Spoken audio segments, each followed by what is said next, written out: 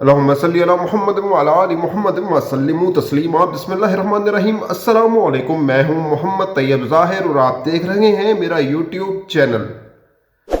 ناظرین، اگر آپ نے خود غرضی کی انتہا دیکھنی ہو تو یہ انتہا آپ سیاست میں دیکھ سکتے ہیں، اور وہ محاورہ یہاں پر بالکل فٹ بیٹھتا ہے کہ وقت آنے پر گدھے کو بھی باپ بنا دیا جاتا ہے۔ تو ایسے ہی جو ہمارے سیاستدان ہیں وہ ایک دوسرے کو گدھا بنا کر اپنا اپنا جو ہے وہ کام نکلوانا چاہتے ہیں، اپنا اپنا الو سیدھا کرنا چاہتے ہیں۔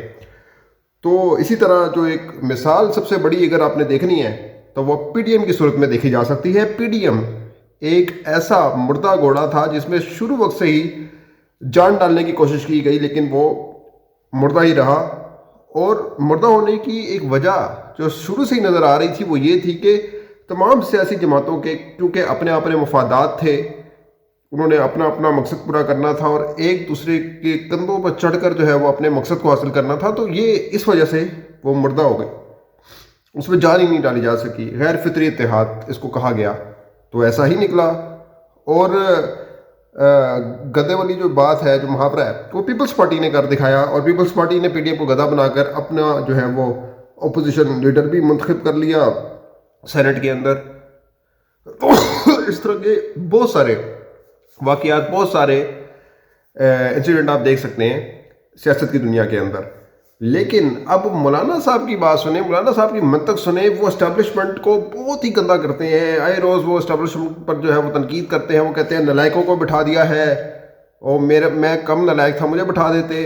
حالانکہ ان کی جو قابلیت تھی وہ 10 سال آپ دیکھ چکے ہیں، جب یہ بطور کشمیر کمیٹی کے چیئرمین منتخب ہوئے اور انہوں نے صرف لسیاں اور کھابے کھانے کے علاوہ کوئی کام سر انجام نہیں دیا، تو یہ ان کی قابلیت تھی۔ تو وہ کہتے ہیں یہ قابلیت کا موقع ہمیں پھر سے دیا جائے، مسٹر انکلیو تک ہمیں پہنچایا جائے۔ بیسیکلی مسئلہ ہی ان کو یہ ہے کہ وہ نیشنل اسمبلی تک پہنچنا چاہتے تھے، جو نہیں پہنچ پائے۔ اگر وہ پہنچ جاتے تو یہ داندھی زدہ گورنمنٹ نہیں ہونی تھی۔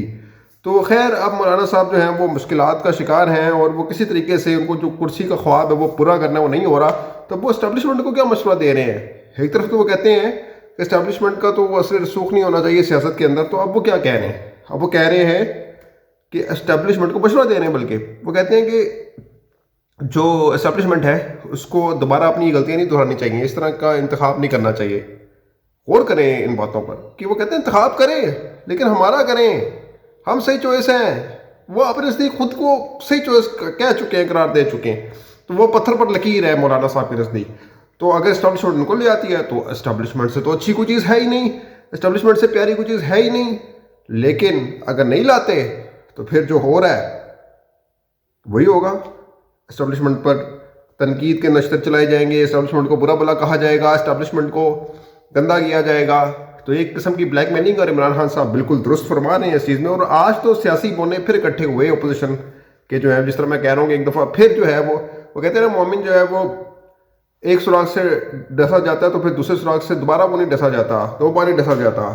لیکن شاید جو نون لیگ ہے وہ دوبارہ پیپلز پارٹی کے ہاتھوں جو ہے وہ مار کھانے کے لیے تیار ہے، دوبارہ ڈسنے کے لیے تیار ہے، اور یعنی دوبارہ ڈس کھانے کے لیے تیار ہے، اور ڈسنے کے لیے بھی شاید تیار۔ لیکن جس کا داؤ لگ گیا ادھر وہ جیت جاتا ہے، اور پیپلز پارٹی نے پہلے داؤ لگا لیا۔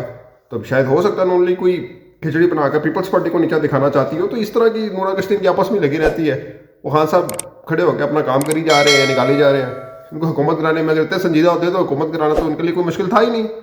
انہوں نے اپنا اپنا مقصد دیکھنا ہے۔ وہ کہتا ہے، کوئی کہتا ہے جی اگر پنجاب میں نون لیگ کو دے دی تو پھر وہ تو ہم جو پنجاب میں سٹرگل کر رہے ہیں پیپلز پارٹی والے، وہ کہاں جائیں گے؟ اور پیپلز پارٹی کو کوئی کسی صورت پنجاب میں موقع دینا چاہتی نون لیگ کہ وہ اگر بڑھ گئی تو ہمارا ووٹ بینک کاٹ دے گی۔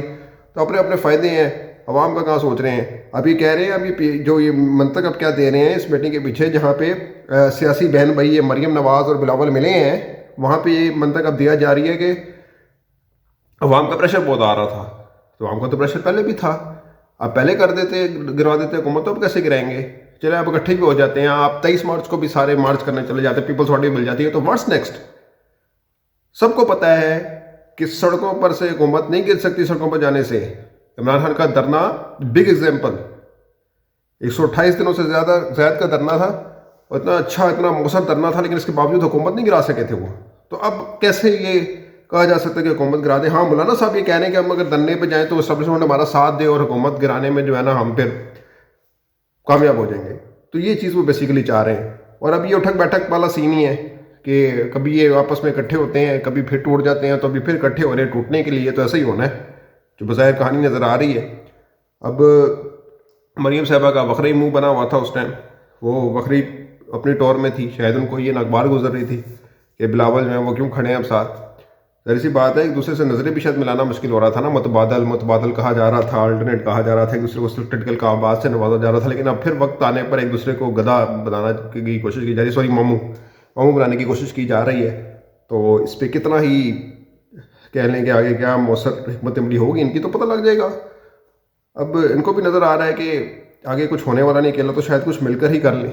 تو وہ اگر ان ہاؤس تبدیلی لائیں گے تو پھر شاید کچھ ہو سکتا ہے. لیکن ابھی بھی فی الحال چانس کوئی نہیں, کیونکہ سینٹ میں ان کی اپوزیشن کی جو ہے وہ پھونک نکلتے ہوئے دیکھ لی تھی نا جب گیلانی صاحب غیر حاضر ہو گئے تھے, اور کس وجہ سے ہوئے تھے تو یہ بھی سب کو پتہ ہے. تو یہ صرف ایک دکھاوا, ایک محض ڈھونگ جو ہے وہ کیا جا رہا ہے. تو اب تک لیے اتنا ہی, اگلی ویڈیو تک لیے اجازت دیجیے گا, اپنا بہت خیال رکھیے گا. اللہ نگہبان.